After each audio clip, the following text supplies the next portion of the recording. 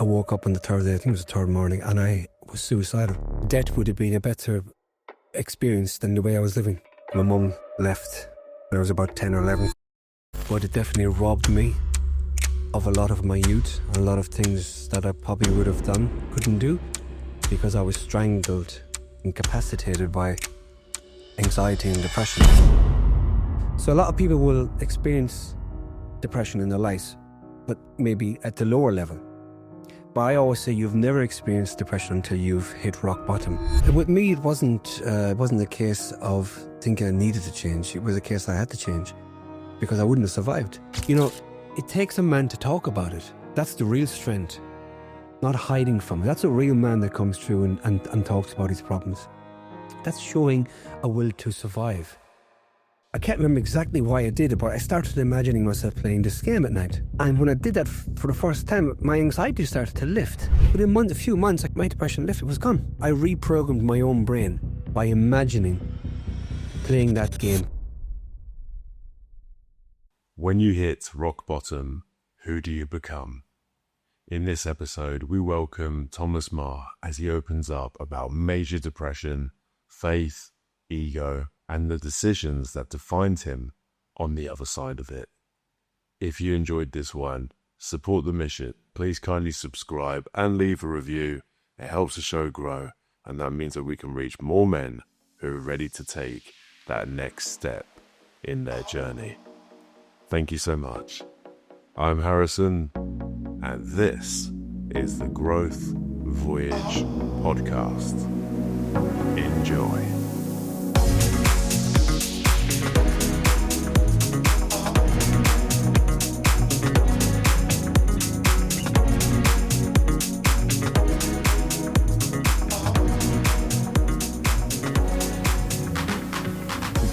Light is on.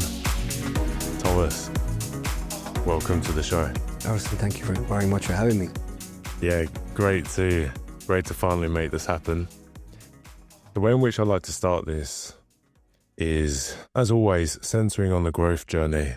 But in the growth journey, there comes a point where we're kind of done with the older version of ourselves. So my question to you is, what did you need to let go of? What were you done with before you started your own transformation? It's an interesting question, because I probably had to let go of a lot of things. Probably had to let go a lot of ego.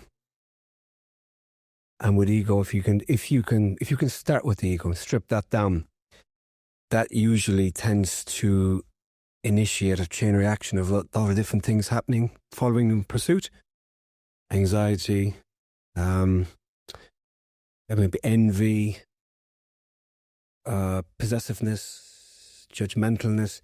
A lot of things that come with that, because we're human beings. We almost naturally programmed to be like that, you know. Particularly if, you know, our backgrounds can shape us a lot of way. Depends on what environments we grow up in and stuff like that. So I guess my transformation probably would have happened with looking at the ego itself, and that happened later on in life. I mean, I would say from a young child, from the age of 10, 11, I came from a pretty dysfunctional background with my parents, and that's probably would have happened at that point. My mum left when I was about 10 or 11. She went to the UK. I was living in Ireland, and I went through a very, very, very bad time at that time. I suffered from depression around the age of 11 onwards for a long, long time. So, you know, not knowing what depression was, not even knowing what the word was, I'd never reached out for help. I never knew what it was I was going through. I just had this experience of feeling why am I feeling like this, but not knowing exactly what it was, and then not reaching out to anyone because I didn't even know what to say. I mean, what am I feeling? I'm feeling not right. I'm not feeling happy. So that probably kicked off a whole series of events and journey for me. That introspection, tried to say, how am I going to get out of this? How am I going to find myself? How am I going to solve this problem, but I don't even know what it is? And over the course of years, it did. And that's another story. It did. But Yeah, so I had kind of, from a young age, was finding wisdom that normal teenagers or normal kids really shouldn't have to be searching for, or wouldn't have been something that you would have to do. But ironically, I believe now that that is something that is very, very important. It's crucial. That should be taught to children from the ages of maybe 3, 4, 5 years onwards, because it's a survival mechanism. We need to know that this can happen to anybody at any time. Depression, anxiety can happen to anybody. Yeah, that's a really early age to start, isn't it? It is. I always think the earlier you can start, almost the better in a way, because you kind of start your journey, and the sooner you start your journey, I guess, the more momentum you can build. Although at the same time, you kind of want to enjoy your youth as well, and Exactly. you don't want it. Yeah, it's maybe there's pros and cons to everything in a way. I mean, on the one hand, yeah, you get to start sooner, and you get to, I like to say, wake up a bit. Mm-hmm.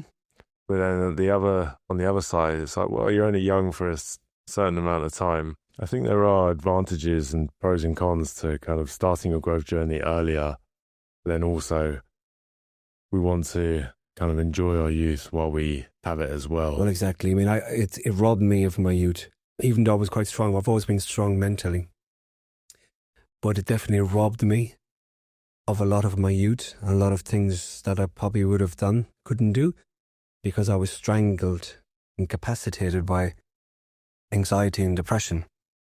You know, where I saw a lot of my friends out doing different things, enjoying themselves, having a great life, and I was running home to be in a comfort zone, watching things on TV that made me feel safe or happy. It took away my anxiety for a period of time. So that's what I found myself doing. And so, no, it can rob you of your life. No doubt about it. If we could find a cure or a reframing of our mind, whether it was done medically or through medication or something that could literally cure all these things, I'd be all for it, because I think one thing in life that if we could prevent human beings from experiencing major depression, we don't need to experience it. You know, why should we? It's just a horrible thing. It's the worst thing you can experience in your life. You get to the point where you want to kill yourself. We want to live, right? We want to live. We want to have a zest for life. We don't want to think about how we can end our lives. And that's the thing that's the place I was in. But I got out of that eventually. And then when I got out of that, I kind of had a wild period in my life. So it kind of flipped, you know, on the flip side of things. But yeah, in terms of experiences, it's great to have it. And I wouldn't change it now, because it's molded me. It's shaped who I am right now. And it's a massive experience to have, because I've been able to help a lot of people over the years. Because of it, because I know how to deal with it. I found ways to deal with it, and I can help people, and have helped people deal with it when they're going through similar things in their life. And I do wonder, is depression itself, you said major depression there, I wonder if that's the problem, or whether it's just our understanding of it that's the problem, because sometimes it can perhaps be a sign that something's not quite right, or something needs adjusting, or there's something within us that needs to change. So perhaps it's the interpretation of it and our understanding of it, which is the issue. Because if you've got this big cloud there and you've no idea what's going on, I think that's where things can spiral, perhaps. Well, of course. I mean, if you knew about depression, for example, hadn't had experienced it, but you knew about it and you understood depression. If you then had depression, went into a major, because there's different levels, isn't there? There's mild, there's moderate depression, and then there's severe depression, and then you can go beyond that where there's like clinical depression, where that's long lasting, and you know, severe depression can be mixed with long lasting, but a lot of really dark days where you're feeling suicidal, and it's a spiraling thing, and you just can't get out of it. So a lot of people will experience depression in their lives, but maybe at the lower level. But I always say you've never experienced depression until you've hit rock bottom. That's black dog. That's what we term black dog in psychology. That's the real deal. So major depression is a completely different thing. completely different things. So, having experienced and that, and I've had all the experience of these different things. I would say, yeah, it's great to have that experience, because I know that I certainly wouldn't want to have anything like it again in my life. I manage my depression. I always have it, but I manage it now. But it's always in the back of my mind, if I ever had an episode of, if I ever had another trigger of episode of really dark depression, major depression, it's like, wow, of course I could deal with it, but I certainly wouldn't want to be dealing with it. I don't want to ever go back down that road again. It's a horrible place to be. But good that I have the knowledge that if, because obviously I work in the music industry, but I've helped a lot of people because I've obviously trained as a mental health therapist. And I've had a lot of people who've had similar experiences to myself. So that knowledge, that experience has given me the impetus. And I would say, thankfully, the gift to be able to do it, because nothing teaches us better than experience itself. You can read all the textbooks and manuals you want in your life, but if somebody comes along who's never read a textbook but had all that experience, they're the ones that you're going to want. That's who you're going to want to lean on, because that's the person who can get you out of trouble. Yes, 100%. It's not something you've read in a book. It's something you've been through and you've lived through, and you've got that wisdom from lived experience. Lived experience. And you get it. And textbooks come from lived experience, don't they? That's right. I mean, a lot of therapists, a lot of psychiatrists have had that experience in depression, but then there's many that don't. So they're only able to recite what the knowledge, but not the practical part of it, not the experience part of it. And that comes with the empathy. I find a lot of people who haven't experienced it have got apathy, not empathy. They're almost detached in a way. They're trying to help you from a very clinical, theoretical point of view, but they don't have that emotional connection. It's the emotional connection you need when you're trying to help somebody with a mental health problem. That's the key thing. Yes, and it's also just inspiring as well. If you have someone saying, I've been in your exact situation, this is how you get out of it. And believe me, yeah, exactly. Be able to tell somebody, believe me, it doesn't feel like it right now, but believe me, you're going to come through this. That's what I say to people as well. If I meet someone, they say, I'm going through depression, I'm going through a bit of a down period, I'm like, mate, this is a good thing. Because the earlier you get it, the better, in my opinion. Of course, we've discussed that. Of course, you're 100% right. Because depression is a progressive thing, isn't it? It can start off mild, it can start off, we can go straight into a major episode. You can do. But a lot of people, it creeps up in them because they don't notice it. And then suddenly, by the time they start noticing, it's already built up in the system. And then it can hit you quite hard because you haven't started to address it. You maybe not, see the signals or the pictures your brain is painting for you. Because if you can start addressing it, you can start dealing with things then. But if you don't start dealing with things, then they build up on top of each other. It's a collective thing. Until eventually, I always say, depression is like an elastic band. It's stretching. And if you don't stop it, it's going to keep stretching. And then eventually it's going to get to the point where it just goes bang. You collapse. And you don't want that. Because that is the hardest place to get up from, is when you're rock bottom. Yes. Well, I'm keen to touch upon that element of actually wanting to make a shift in your life. Although it also reminds me of something that's come up recently with the guys that I've been speaking to. And I think sometimes when we have such a big interest in one thing, and let's just say mental health for this example, and this was centered around men's growth, but this can apply to football, it can apply to sports, anything.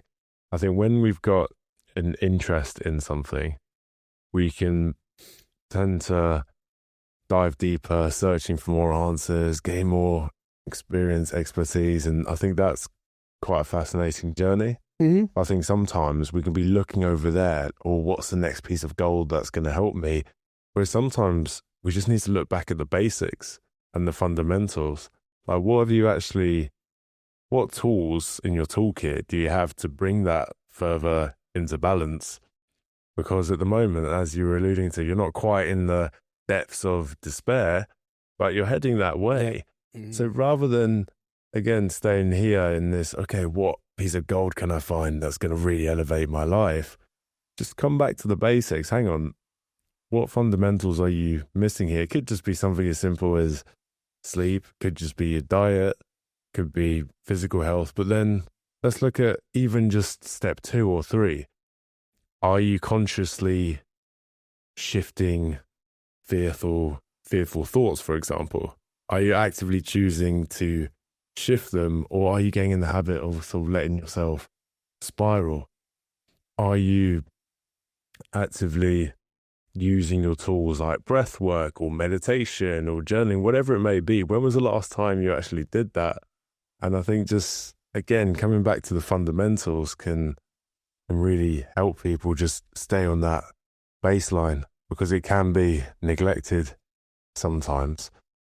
But I'm keen to hear on your journey regarding the shift, deciding that you actually want to change. So in your case, what made you think, actually, I'm ready to go searching for answers here? Because sometimes people don't make that extra step. Yeah, of course. With me, it wasn't a case of thinking I needed to change. It was a case I had to change because I wouldn't have survived. And like I said to you, I always had depression from the age of 10 or 11 onwards. And then it was, from the age of 15, 16, I got out of it, I found the way out of it. And then I didn't have a major episode of depression until 2012. And that was after my first hip surgery. I was following it. And I was in a very popular, successful band at the time, original band. We were doing really well. And following the surgery, I wasn't prepared for it mentally. I didn't get myself in that zone. I didn't frame my mind properly to know that the surgery was going to be a temporary setback, and that everything's going to be good. I get back on with my career and get back on with everything afterwards. I didn't think like that because I didn't have the experience and knowledge to think like that. It never occurred to me. So when I had the surgery, we had a lot of gigs booked in. We had a lot of festivals. We had a tour, a two-short tour with Iron Maiden booked in that I had to cancel pretty up. I didn't have time to get someone else to cover it. And that kind of that itself brought me down. But I thought, okay, I'll underline that, get the surgery out of the way and get back on the horse and get back out there doing my thing. I had the surgery, went really well. And 2 days, I think it was 2 or 3 days after surgery, I woke up on the third day, I think it was the third morning, and I was suicidal. Overnight, I became suicidal. I came from just being fine, just recovering from surgery, to actually waking up suicidal. And I never even thought that was even possible. For what? For how? For what reason? What caused it? I had panic attacks all that night. Just panic attacks, which I knew what they were because I had them as a child. But I just couldn't understand why I was having them. What's going on? And then, at some point in the morning, I woke up, I fell asleep, I woke up, and I was just like, want to die. I felt like I was wanting to kill myself. So I was staying with family at the time. For the first couple of hours, I was just like walking around. You get this listlessness. You're walking around the place trying to keep your mind distracted. And I was like, I couldn't. I was just like on eggshells walking around, and the anxiety was so high in my body. I just opened up, I just let out, I'm saying, I'm suicidal. So, one of my family members who had already had a psychiatrist said, look, we're going to see my psychiatrist. I'll take you in straight away. But, when you get to being suicidal, there's no choice. You either want to live or you don't. So that's the choice. So to find a way out of that. And then it's all these things going through your head because, first of all, you understand, okay, I've suffered from depression. I've been really bad with it, but I've never been suicidal until now. It's a different level. It's not just incapacitating. This is a life or death survival. This is a survival choice to go on. And then just a briefly touching something which I didn't think about at the time, but later it came to realization of what had happened. So basically what had happened is I had the surgery and I was taking painkillers, tramadol, for those 2 days. I'm not one to take tablets, so, I try to stay away from any kind of drugs like that at all. So I said, okay, but it was quite painful, so I said, I'll take them for 2 days And then I'm just going to wean myself off them. I don't like taking things, really. Just big into fitness and gym. But when I stopped taking it on the second night,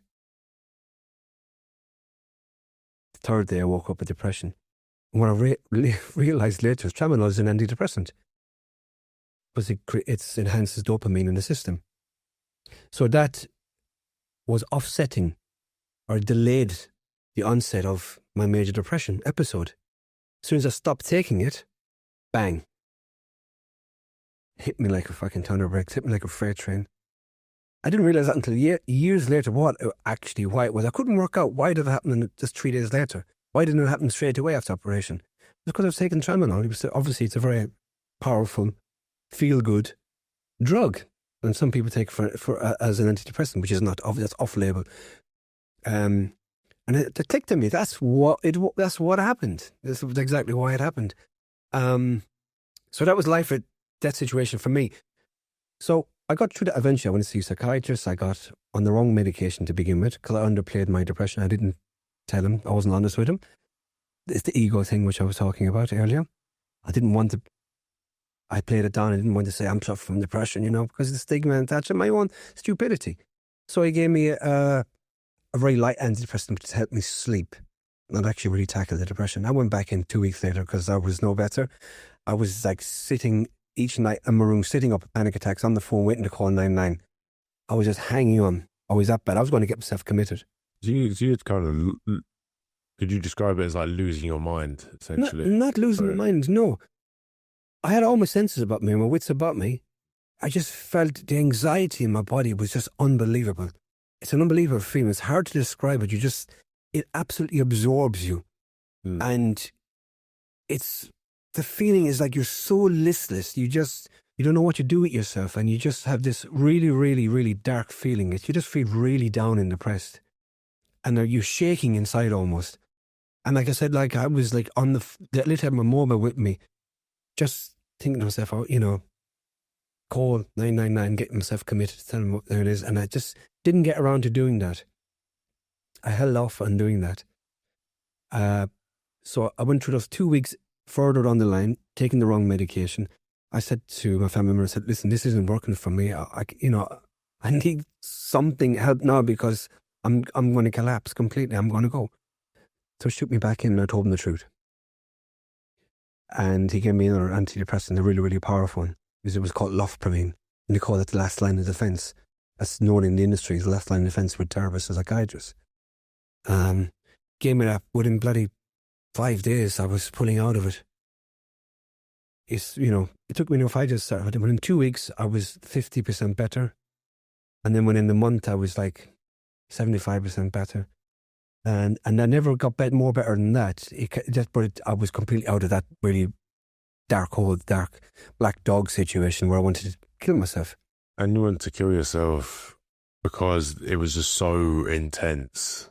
Yeah, and you just wanted a way out. I wanted to kill myself because death would have been a better experience than the way I was living.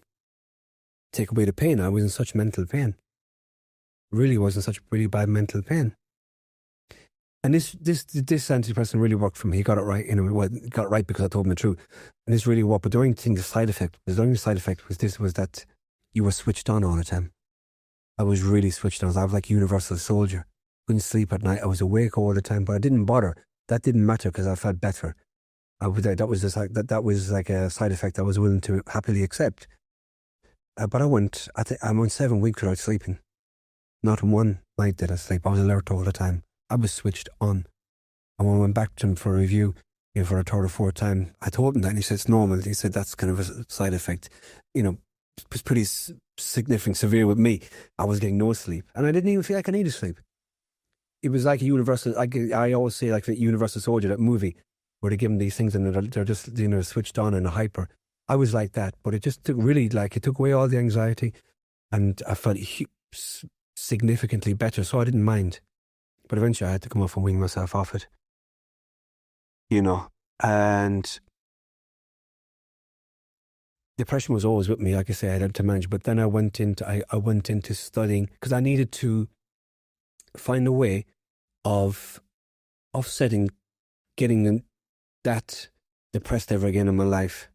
and understanding it better, find better coping mechanisms, build, like you said earlier, like a toolbox, an armory of tools, the stuff that I'm going to use for myself should something like this ever happen to me again. Like it helped myself out and be even better prevented from happening. And that's what I said about doing later on when I had another episode. I had another episode in 2016. And it didn't last as long because from the previous experience that I had, I was able to deal with it better. And I had started to build this toolbox, which I said, because in 2015 I started studying mental health. I wanted to be qualified in mental health. I want to be able to help people. Because in my music industry, a lot of people suffer from mental health anyway, just generically do it. It's just part and parcel of creative people tend to suffer more than anybody else, creatives do. And so I started studying mental health, and I went to a lot of different areas to educate myself, studying Buddhism and addictions. I wanted to know a lot of things so that not only by helping myself, so I was never addicted to anything, but if somebody comes to me who's got an addiction, I won't be able to help them. I understand the mental health part of the depression side of it, but being addicted to something, how do you help someone who's addicted? You need to know about the addiction and all the underlying issues that go along with that, and how do you help someone who's got maybe a drug addiction or an alcohol addiction or something like that. So I want to just understand a lot of different things. So I spent almost 4 years studying and get qualified for that. And then of course the pandemic came along, and I just finished 4 years. Actually, I just finished studying my last fourth year, and it came at the right time for me because the music industry took a complete down and turn. It took a massive hit. I thought, okay, what am I going to do during this period? I still had some work, so I signed up with the NHS. I signed up with the Royal Responders, and I worked for those 2.5 years as a volunteer. I was working 6 hours a day, volunteering with constant people, check-in and chat and psychotherapy, things like that. I was doing it all on the phone and remotely. And then the second year I started doing with Skype as well, so people could see face to face, So everything kind of, for me, kind of followed, almost like a guided structure for me. And it was almost like synchronicity. Everything I'd done, everything I've been through, ended up here at the right time. That everything I've learned, I know I can help other people. That's what it felt like, I've helped myself, and now is an opportunity for help other people during this pandemic that obviously we've all been through. And so I've never, and I did that, and it was brilliant for me as well, because I was helping myself by helping other people. You feel good when you help other people, right? When you give, you get, you receive. Yes. And so by helping other people, that was helping me a lot during that time, because it was tough for everybody. Pandemic was tough for everybody, but I had a lot of people. I had 2 friends of mine commit suicide during that period, actually, in the music industry. A lot of other friends are still suffering from depression because of it. And I learned a lot of things, not just mental health based things, but what I learned from that is, particularly for being in the music industry, is that you can't be a one-trick pony. You need to be a chameleon. You need to be able to adapt to life. That is, why I always say to people, you can't just be, I'm a musician and that's all I'm going to do. No, that's not going to serve you well in life. You need to be able to adapt to whatever life throws at you. And a lot of my friends weren't able to adapt in a period of time where they couldn't do their particular job and they weren't willing to do anything else. And of course, they had problems financially. They weren't able to pay the rent. And I was saying to them, you get a job. Go work for Amazon or do something else. No, I'm a musician. That's all I'm meant to do, or that's all I can be. No, you can be anything you like, want to be. This is a unique circumstance in your life. Go do something just to earn money. And then you can always get back into music. But no, it's the stubbornness to change. It's the resistance, This is the problem. So but then this all fuels into the greater knowledge and wisdom of mental health. Right. Yes. Because so my understanding, it's that resistance itself that causes a lot of pain, resistance to change, resistance to reality, which we can't resist in the first place. Naturally, I imagine along your journey, you were exploring different tools to use, But then part of that process is actually going inwards and putting the puzzle pieces together, why you might sort of feel It's introspection, isn't it? feel a certain way. Yeah, well, that's it. This is what I had to do. Exactly what I had to do. Yeah, I had to introspect to myself because I don't want to suffer like that again. I'll tell you about that now because it's an interesting point. So when I was depressed, going back again to when I was a child, I spent those 2 years having that period where I was having the panic attacks and being depressed, anxiety. It was a bad time, a very dark time for me. And I told my psychiatrist this at the time because I had to say it. I found, because it goes back to how finding a way to help yourself, discovering things either by accident or through meticulously working on something. This was just by accident. So I used to go, during my school breaks, I used to go into my friend at a barber shop and he had arcade games in there. I used to go in there playing a game called Double Dragon. I think probably people listening to the pod might remember that. It was a game from the 80s. Really good game. Fighting game, And I used to love that game. That was like my safe place. I always felt good playing this game. It took me away from reality, brought me to an alternate reality where I always felt safe and happy. So after 2 years, when I got this, within 2 years of having this depression, which I had, I can't remember exactly why I did it, but I started imagining myself playing this game at night. In my head, I'd visualize myself playing this game. And when I did that for the first time, my anxiety started to lift. Because I was putting myself out of reality. I'm putting myself into an alternate reality, a happier place. I was taking myself into a place where I was safe and I was happy. That game gave me basically sanctuary within my own head. And it clicked. This is what I need to do to get out of my depression. Just take myself out of it because, if I address this now, and this is working for me, if I do this every night systematically, it's going to work. And I did it. Every night when I go to bed, because I used to obviously have panic attacks even about night. How am I going to sleep tonight? I'm going to get my panic attacks. Even that, your anxiety would be through the roof before you go to bed. After days and days doing this, I had my anxiety started to go. I started looking forward to going to bed. I started looking forward to playing this game in my mind. Within a few months, I can't exactly the timeline, my depression lifted. It was gone. I reprogrammed my own brain by imagining playing that game, taking to myself to a safe place. And I told the psychiatrist at the time, he said, that is exactly what we do in psychiatry. He said, we try to reprogram people's brains with medication. You did it by latching onto something that gave you enjoyment by game. He said that was very, very creative. At the time, he said, you found a way out of your own depression. He said, not many people can do that. So the point there is, like, you can find so many different ways to deal with depression. You can systematically work on something, or you might stumble on something. I just happened to stumble on something. And that's very empowering, isn't it? Because I think there's a misconception in terms of healing generally that, it's the therapist, it's the healer that heals you. Whereas actually, Absolutely no, not. It's all within you. Absolutely, It's all you. And that was the perfect example. Yeah, a therapist can't help you if you're not willing to help yourself anyway in the first place. If you don't believe in a therapist, how can a therapist help you, right?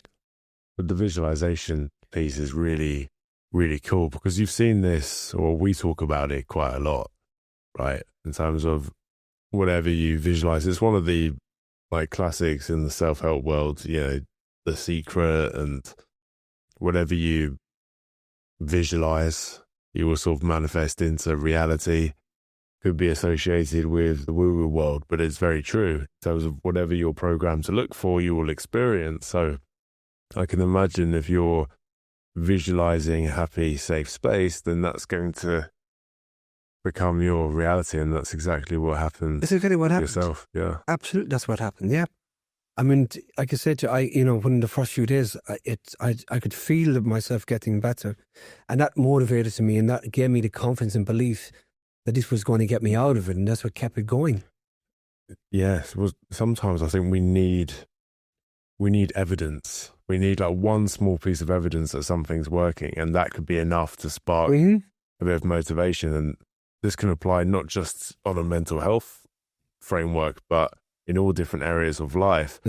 If you want to build up confidence in something, whether it's a business venture, whether it's an activity, sometimes you just need to try something or just do something. And it just takes one person to believe in what you're doing, or some form of validation externally or internally, whatever it may be, for you to go, oh yeah, maybe change is possible. And actually, it's okay to rely on our external world, and it's actually very normal and human for us to do that. We grow up in tribes, and in your instance, what happened was, while it was you who were coming up with these visualizations and these frameworks, just having somebody else to talk with, it just sparked a change, or sparked, okay, something can be done about this. And so I think it kind of requires a mix of both, maybe. I think it's always you're the one who makes it happen. Yeah. And then the outside world can kind of meet you halfway. And if you're prepared to help yourself, then I think other people will help you. Absolutely. Help you as well. Of course, absolutely. It's a support network is vital. But it has to start with yourself, because if you have a problem and you don't tell anyone about it, then nobody can help you if they don't know about it. Or if you're going to be in denial, you've got a problem. A lot of people are in denial because, I say, this stigma has been attached to mental health, well, for decades, you know. So, and then again, if you have stigma and you've got an ego attached to that as well, you know, it's double jeopardy, isn't it? You know, you already have that stigma that's there. That's what probably an obstacle to talking about it. But if you've got an ego, well, I'm a man, you know, I can't talk about this, or I shouldn't talk about this, or I shouldn't be going through this. You're just doubling down on your own problems. You know, it takes a man to talk about it. That's the real strength, not hiding from it. That's a real man that comes through and talks about his problems. That's showing a will to survive. That's survival skills kicking in right there, because, you know, if you want to bury your head in the sand, there's no, where's the dignity in that? Or where's the accomplishment in that? We can all bury our heads in the sand because it's the easier thing to do. But coming out and admitting to something that's already a stigma by people, you know, which it is sadly still is today, not as much, thankfully. It's getting much, much better. And burying the ego. It's the ego that creates a lot of our problems. Yeah? I admire anyone that can come out and say, well, I've got a problem. I'm gay. I'm transsexual. I'm this. Let it go. Let it be. Let it go out there and be who you are or want to be. And don't care what other people think. This causes so many problems on this planet because people are worried what other people think. It's the I don't give a shit what other people think attitude should be the way people think. Because we give far too much time thinking what other people think about us. Or we shouldn't worry about being validated by other people. We need to validate ourselves. And that's the most important thing. Because when we seek approval from other people, what are actually we doing? We don't think we're good enough. We're not having confidence in ourselves.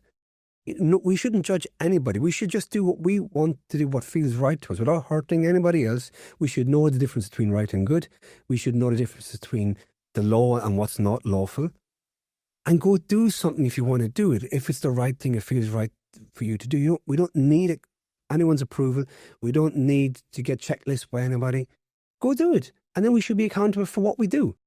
Yeah. And it's when we just take accountability for our own life, take responsibility for our own life, that we start to think, actually, no, like, what do I want? What do I want to experience? Like, if you really want to do that thing, then go and do it. I mean, I imagine you've had several instances of this as well, where perhaps beforehand there might have been reservations or reasons why you wouldn't seek out help, or even just do something you enjoy. I know in my journey it was my ego. I had a perception of who I should be and how I should show up in the world. And then I saw pro wrestling, which was like my big hobby. And then when I saw people doing that, I thought, oh, I really want to do that, but what will these people think of me? But then it was only once I perceived that passion, I was like, oh, wow, these are my people. Like, this is fantastic. And that was so freeing for me to be able to pursue that. But I had to let go of this idea of who I thought I was. Mm-hmm. And I wonder if that was, again, as we've discussed a bit already, but I wonder if that was a core theme in your journey.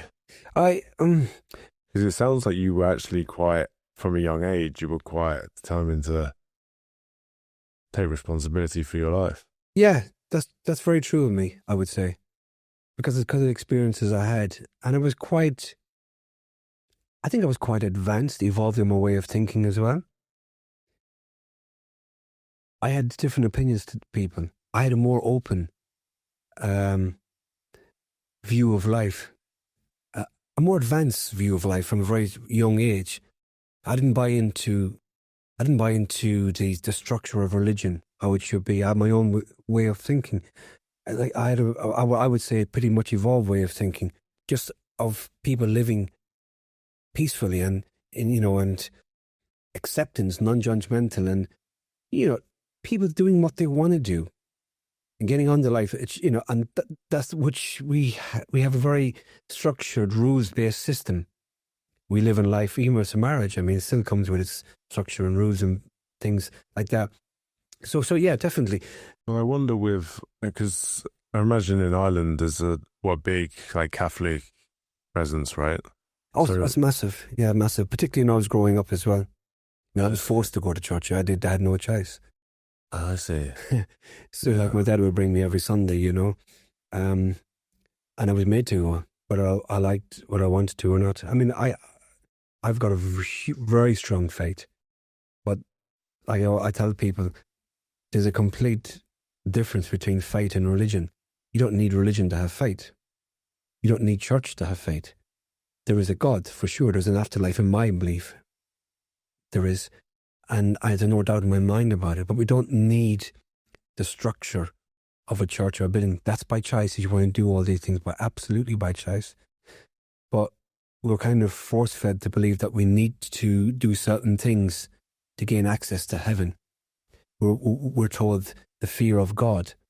That's a common statement we've heard from centuries, from priests, from all types of different religions and mentors, or religious mentors. I mean, if God is so beautiful and loving and all-encompassing everything that's good about life, why should we fear him in the first? What's to fear about him? But yet we're taught to fear the fear of God. So it's a simple philosophy of life. If we can forgive, God can forgive us. We can forgive ourselves. I think that's a very important thing. If we can, to instill that in our own minds, that we can forgive ourselves. We don't need to wait for forgiveness. If we can genuinely forgive everything and anything to anybody, then we are not doomed. Ourselves can be forgiven. I don't have to wait for it. So it's just like I've always had this open way of thinking, very open from my younger years, which was quite probably advanced from my time, which is I share that my new vision of a new faith system, which is Koalogy, which I shared with you a couple of weeks ago, which is a thing I've been working on for years. Yeah, talk to me about that, because by the sounds of it, yeah, you kind of had this perception of, like what your version of like God was, or what all of this kind of was. You had this resistance to religion, kind of seeing it as a barrier towards like the source itself. So what's this? Is it a philosophy, would you say? It is a philosophy, yeah. I mean, religion, I don't get me wrong, I'm not against religion at all in any way, shape or form. I mean, religion is great. A lot of people live by it and are very happy by it. And it's like, it is what it is. I just have a problem with the rules-based systems. And if things are forced on you, like religion was forced on me. I had to do this, I had to do that. It's all by rules. God, I can't imagine God being who he is or what he is, expecting people to spend hours on their knees worshipping him or worshiping. I mean, why would you do that? I wouldn't. If I was a God, I wouldn't expect people to do that. If I give people one life on this earth, I want them to be happy, live. I'd be happy for them. I would expect them to live good lives. That's what I would wish for them to do. This is what I mean. People should do what they want to do. It's up to them. We all have a choice. It's free will, right? And my belief system is exactly that. We want to do something, but we should do it without any forethought or any knowledge that we're going to hurt somebody or hurt or cause any detrimental to anybody else. And and it's a thing. So Koalogy, I don't want to misrepresent myself, because it is a philosophy, and it's taken me years to create this. So it's better to actually read what it is I wrote, because it's like, every time I look back at it myself, I think, wow, it's like, for me to remember everything is. So like, if I talk about Koalogy, it's like, Koalogy is a modern faith for the soul, rooted in love, compassion, and mindful reflection. It is to embrace a lifestyle philosophy inspired by spiritual wisdom, guided by the koala's soft strength. I picked koala as the mascot because I think it was around 2020 when I got this whole idea, got inspired to do it. I saw this picture during the wildfires in Australia of a koala on a vet's table, operating table, and its kid, koala, they call him Joey's, was wrapped around it on its back, just cuddling and embracing it. I thought, how beautiful is that? It's like that. It's just like a symbol of love and compassion and empathy that most humans don't exhibit anymore. We don't show that. We don't seem to have it, And that was like inspired me to think, if animals can do this, why can't human beings be the same? So this is why I picked the koala, and from koala it came Koalogy. So it embraces it, guided by the koala's soft strength and grounded peace. And it welcomes all, it excludes none. It asks nothing of you but kindness, truth, and growth. It says that you are not broken, you are becoming. You are not alone, you are held. You are not judged, you are seen. In the arms of the koala, in the spirit of Koalogy, you may find your way home to yourself and beyond. Koalogy is a fate of the heart, a path of peace, a home for all with guided strength and open hearts.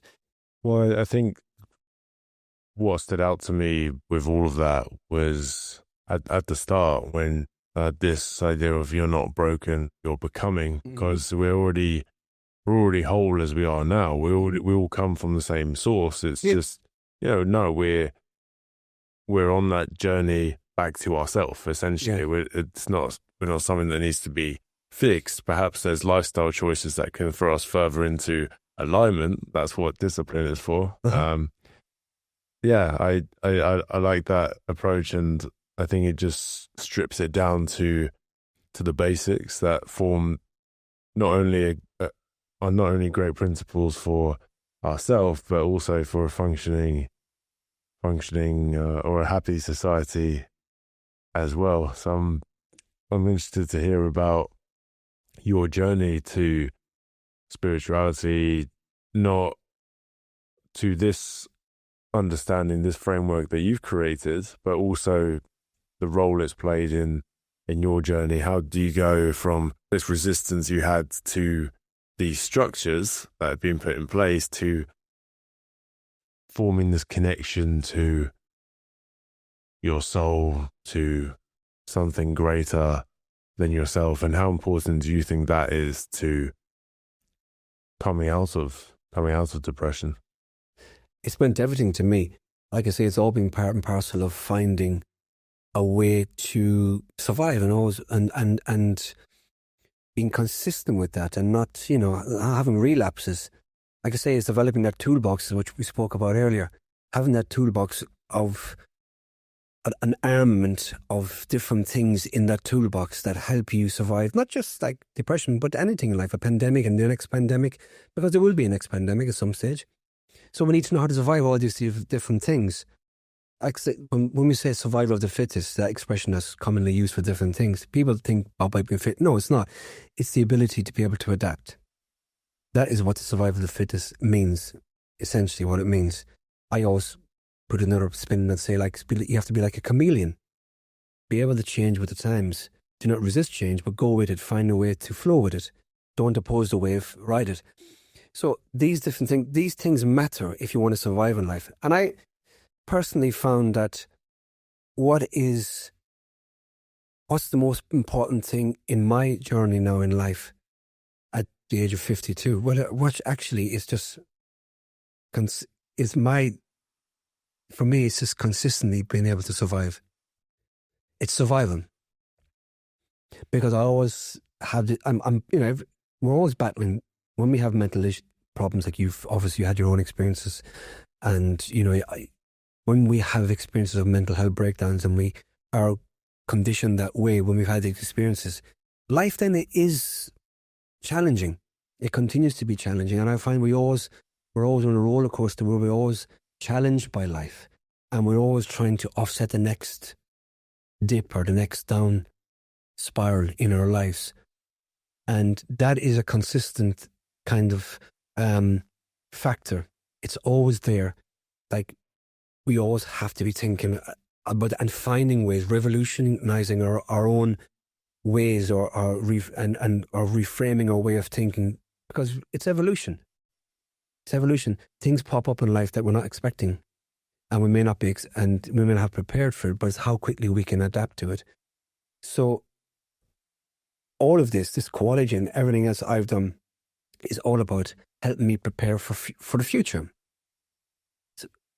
It's a vision I've had, and it's something I'm taking forward. It's all part and parcel of my toolbox. And like I say, about survival for me is because I'm not complacent about anything anymore. I was complacent. I had dreams like anyone else had when they were younger. The band, when they first took off, I dreamt of it going different places. And I wanted to achieve big things. But with that, what a lot of people don't realize is if you want to achieve anything big in life, you want to be really successful, that comes with a lot of hard work, commitment, sacrifices, and ultimately, luck. You need luck in everything, right? No matter how hard you work at something, you'll only achieve so much without luck. But if you don't have hard work ethic, you don't make sacrifices, all luck in the world is only going to get you so far as well. It's everything. It's like being Messi or Ronaldo. Look at Ronaldo. Ronaldo is who he is because not only is he highly talented, his work ethic has kept him up at the top of the pile, and he still is today one of the top players in the world at his age, 42, I think it is, or something like that. So, it's a combination of everything. But people have these dreams, pipe dreams, and they want to achieve something, not knowing really what's involved in getting you there. And that's why they get disappointed very easily.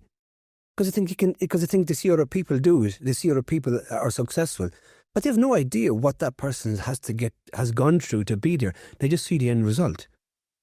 So all the hard work, the long hours, the sweat, the family sacrifices, this, that, and to go into all these things to make you be, if you want to be world class, if you want to be highly successful it's enormous.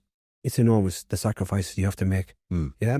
So my point with me, when I had my pipe dreams and I wanted to be big in the band, I kind of realized there'd be some work involved, but never, considered the amount what the reality of it is. Yeah. But halfway through, and I worked hard to begin with, I did everything myself. I had to learn everything in the music industry because I couldn't afford to hire different people to do different things. So I had to do the DIY approach. I had to become everything. Yeah. And I worked very hard at it, put a lot of sacrifice in it. But one thing I wasn't willing to sacrifice ultimately was family and time spent with people I care about. And that literally put complete roadblock on where I wanted to go with the whole thing. Because I realized that, this isn't for me. With the band, if I was going to become famous and we're going to be touring all that, it's not the lifestyle I wanted. Suddenly that would have stopped, derailed what I wanted to do. But, the guys and the other guys in the band wanted to continue that. So it's like, it's tug of war almost going on.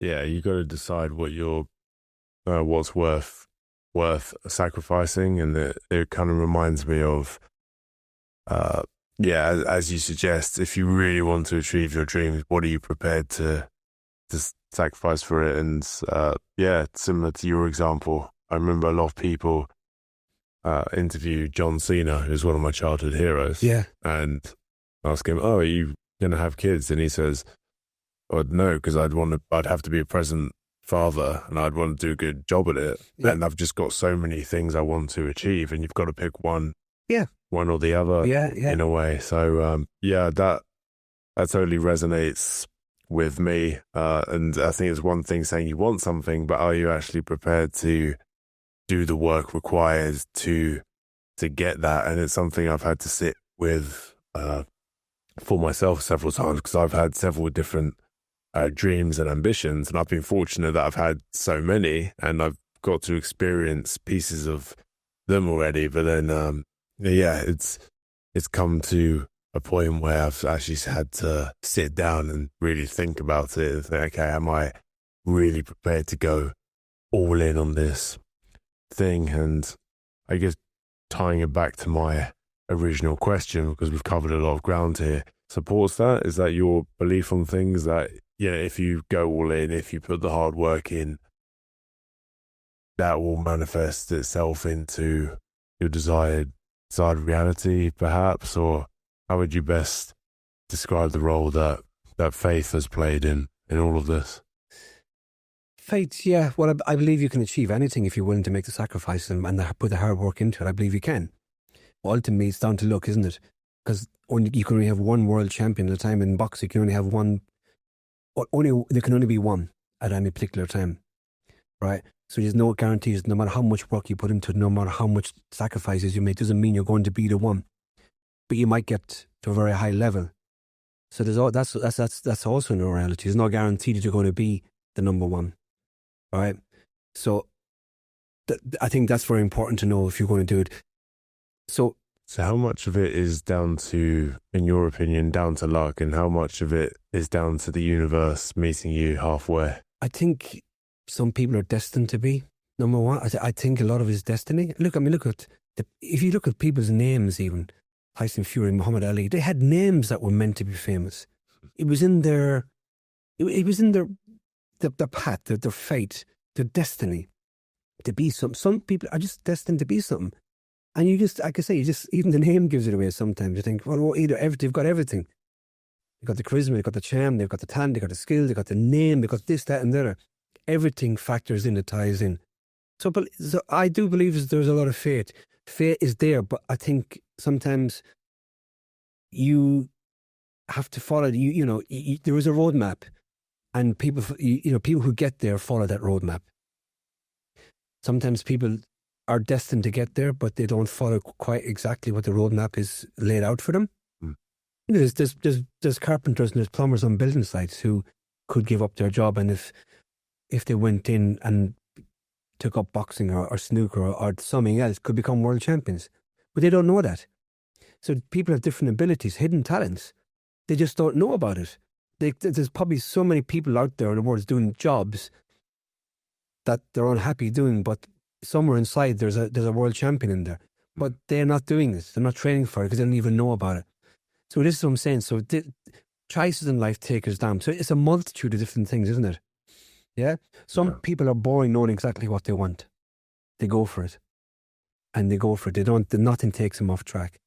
Some people, it takes them a lot of time to find what they want to do in life, and then to take a lot of different journeys and take it off of different turns in life, meet it off in different obstacles and this, that, and the other.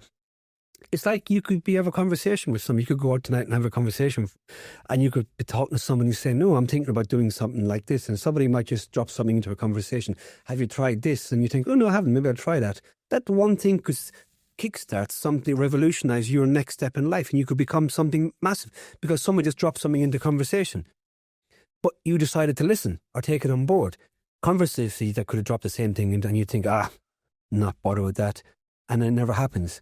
So these are the dynamics of life. But the question is that meant to happen?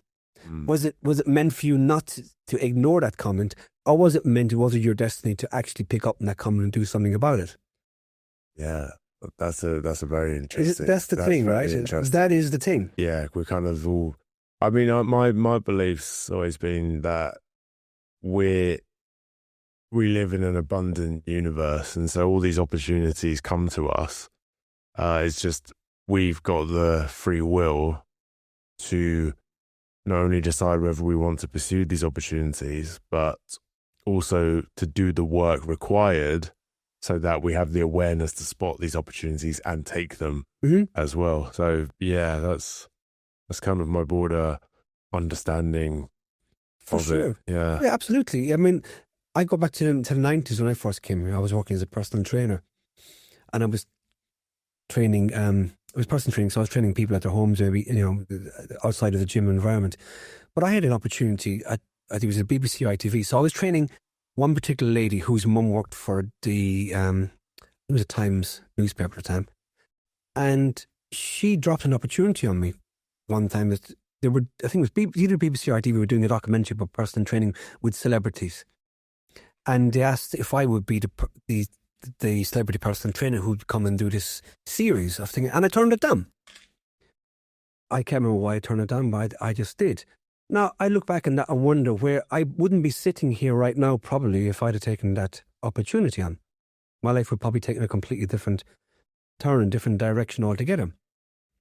So the reason why I'm sitting here right now is because I made different decisions, and a whole host of different decisions and different things, like the people I've met and the people who I know right now, the reason why I'm here, all because of the decisions I made, decisions I didn't make, or things I've turned down, right? So it's like it's a huge conundrum if you think about it. If you actually look back in your life, things you did, you didn't do, things you passed and whatever, to get you to here, to where we are sitting here right across from each other now. Yes.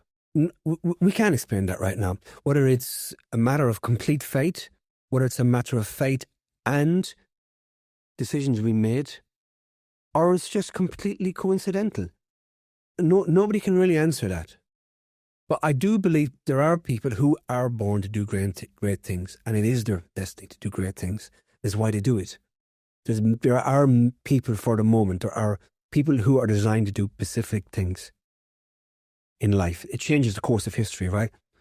And this is the thing, whether it's negative or bad, but that's the thing. There are people who are destined to do certain things in life. I firmly believe that.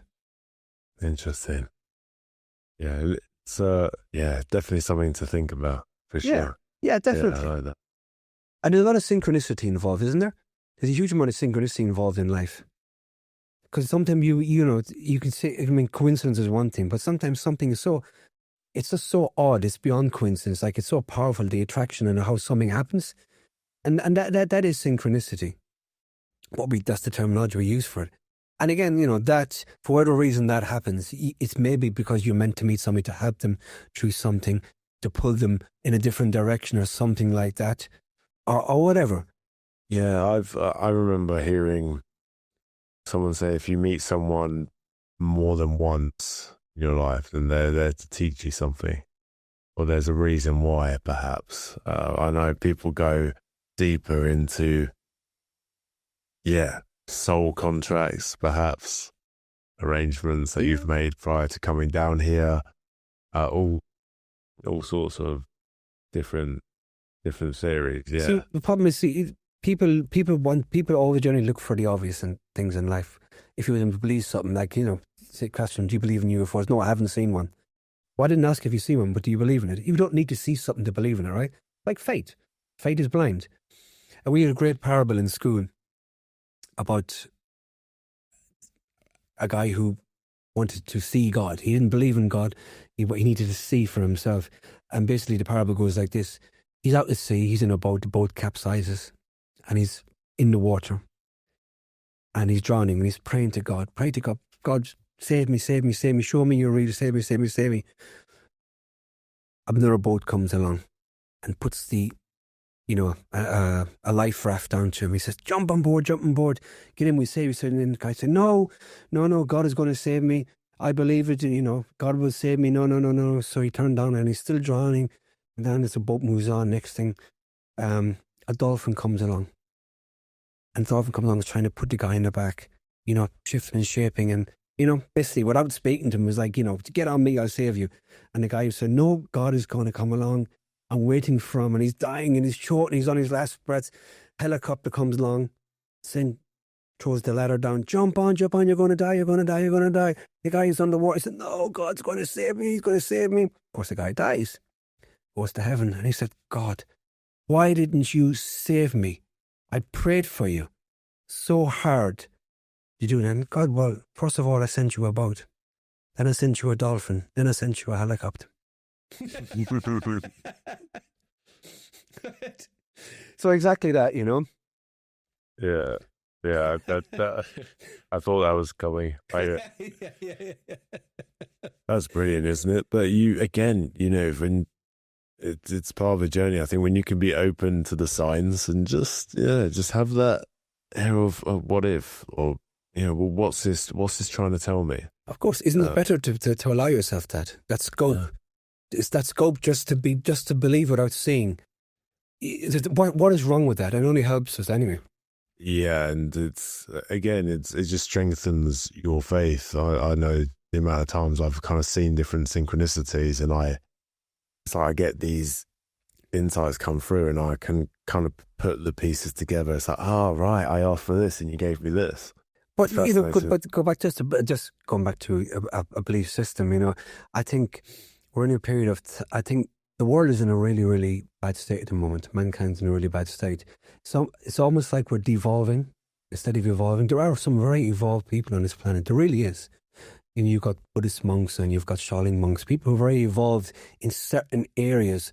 And they've shown us what we can achieve, what the boundaries, so how we can surpass our own human boundaries by things we can do, you know? But then again, there are some people who are absolutely like completely devolved. You know, instead of going forward, and we have been for many, many years going forward in many aspects, we're going backwards now in a lot of ways. There's more wars. There's more climate destruction. There's more depression. There's more poverty. There's more everything, all the negative things. We're getting a huge cycle upscaling of all negative things in the world.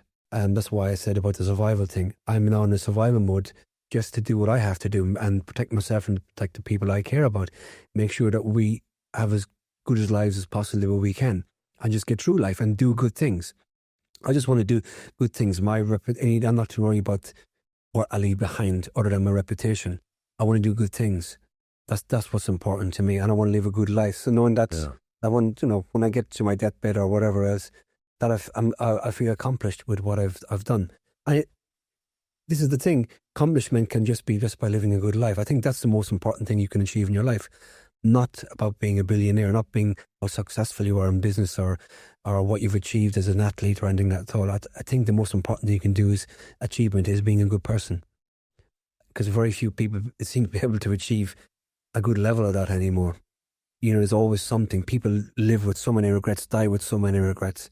Things they would have changed or wanted to change, and I don't want that. I want to just live a good life as much as possible. Be the best version of myself going forward, and I think that is the greatest achievement you can achieve in your life. Exactly. So, yeah, for me, what sticks in my mind is I hear a lot of people. It's this new generation people, like, because we have TikTok, we have Instagram, we have all these YouTubers, and this, that, and the other.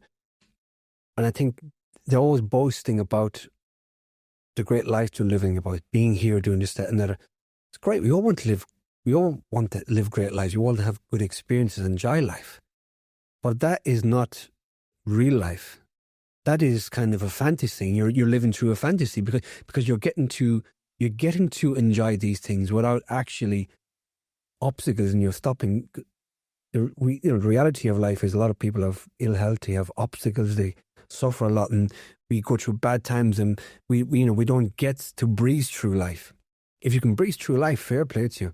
But I always say you'll learn a hell of a lot more through adversity than you do through just good times alone. Of course, we all want to have the good times, but for the most people, it never works out that way. We do have to navigate life through a lot of storms.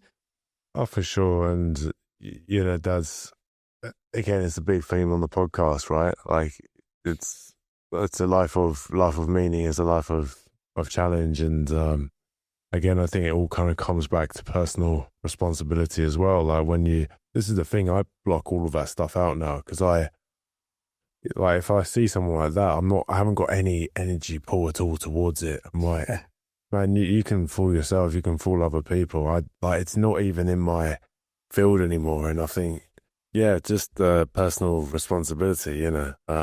I think if you're noticing it's sucking your energy, looking at all these things online, then you know it's up to us to do something about it. And we got to protect ourselves, right? We've got to concern ourselves with what we want out of life, not what other people want. I mean, as I've got older, my circle of friends has got smaller, and you know, the people who I want to spend time with, I'm very specific about it. I've learned to say no. And that's no, a lot of people find it hard to say no. For me, it's become much easier to say no. I won't do anything that puts anything stress on myself. Or I don't want to do something, I just won't do it. So, as you get older, that should be how you want to do it. You want to reduce your levels of stress and exposure to negative things, negative environments, or people who don't resonate with you. So you should be very focused on those things in life. And that's just part of evolution. That's just part of living your life good. Because that saves you ultimately, it's about that self-protection mechanism and wanting to, offset and protect yourself with your mental health, your mental well-being. You need to, because a lot of people, like you say, you're talking about the sucking, draining. There are a lot of people who will drain your energy. If you mix with the wrong people and if you go to mix the wrong environments, all these things are very, very draining. Again, I think part of the journey throughout all of this is, I think once you start noticing, that could be the best actually place to start. Where is your energy dropping? We've covered quite a lot of ground. What we'll do, we'll head into the closing traditions of the podcast. Okay. So the first two are routinely asked every week. And then the third one is asked by a member of the Growth Voyage community, one of our podcast listeners. The first one, this will be interesting given your experiences, but it was a song recommendation. Song recommendation. Related to? Any particular relation to? Song recommendation to. Okay, Hold You Back, Status Quo. Okay. Wicked, yeah, we'll put that in the description. Did you must have produced your own... Loads of stuff, yeah, loads of stuff, yeah.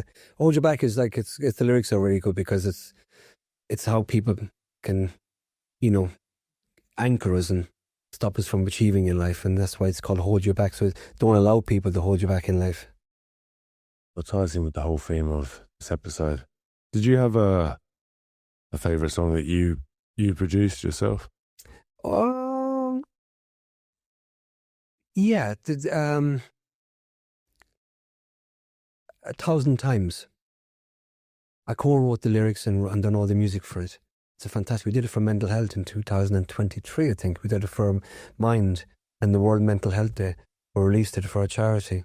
It's a fantastic, fantastic song. It's called 1,000 Times. It's on Spotify.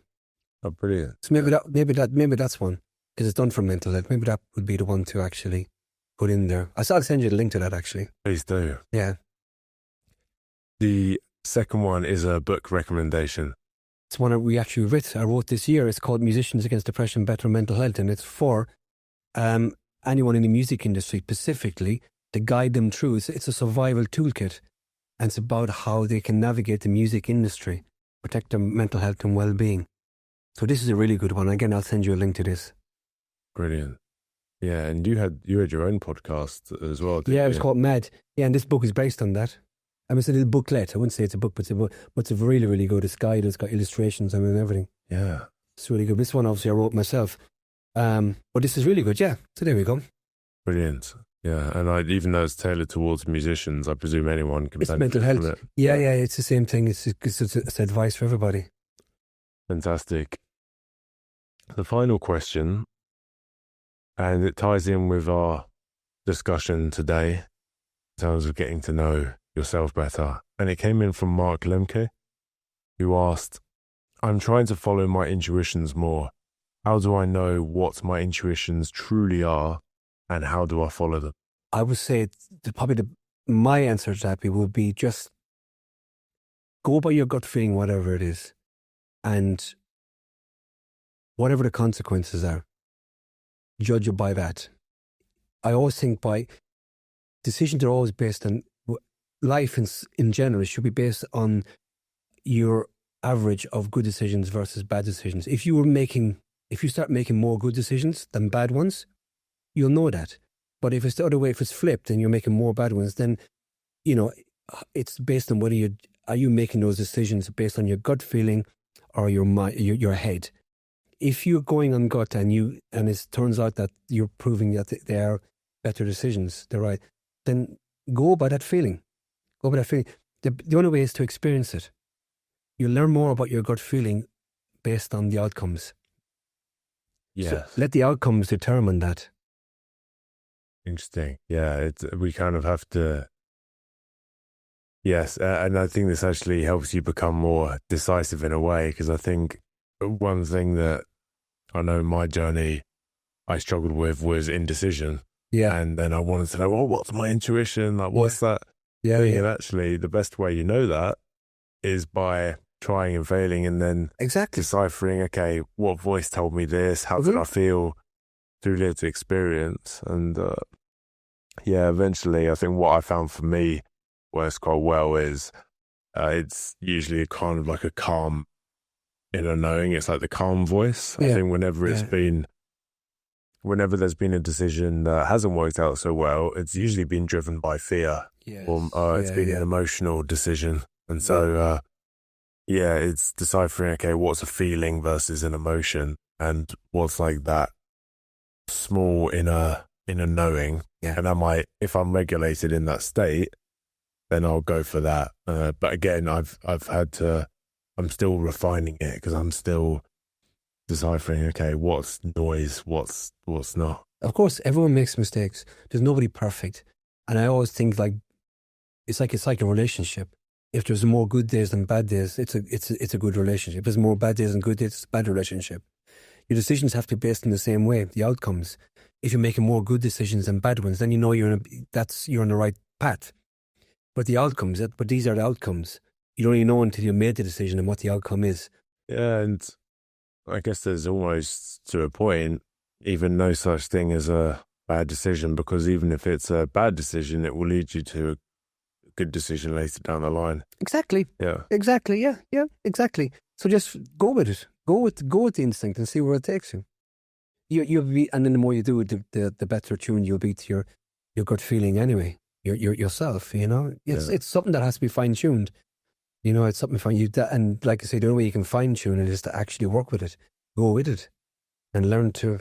It's like an instrument. Yeah, it is exactly right. It is. Yeah, the more you work with it, the more you'll be in tune with it, and you'll know better as you go ahead in life. Follow that path. Wicked. Well, yeah, Thomas, we've covered a lot of ground, but it's been awesome, as I said, to hear more about your journey, getting out of the depths of depression, using that experience to then go on to help other people, teach other people. I think it's really cool, and also a fascinating discussion on how we see the world going, spiritual beliefs, the role spirituality plays. Really awesome. So and the only thing I'd say before we close this for anybody, just the one thing everyone should wish for every year is just to be a better version of yourself. That's one goal everyone should have. Yeah, that resonates with me. It's us against ourselves. Yeah. That's it. Yeah. Harrison, thank you for having me on. Appreciate it, brother. Thanks, man. Thank you.